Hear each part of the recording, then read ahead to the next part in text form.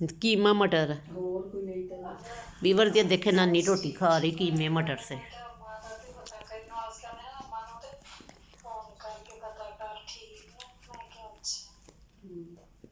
नानी वीवर्स देखे नानी रोटी खा रही है मटर कीमा पका हुआ। नहीं दवाई शुई तो कोई नहीं खाने की नहीं बस और ये पैराडाल या कोई ताकत तुकत दे मेथी दबा दे। सही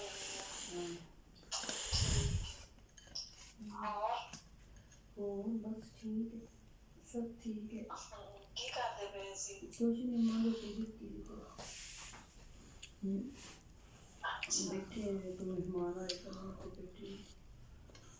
अच्छा अच्छा और पानी भी ठीक है। हाँ जी ठीक ठाक मैं भी ठीक है। सब ठीक है अल्लाह का शुक्र है। हाँ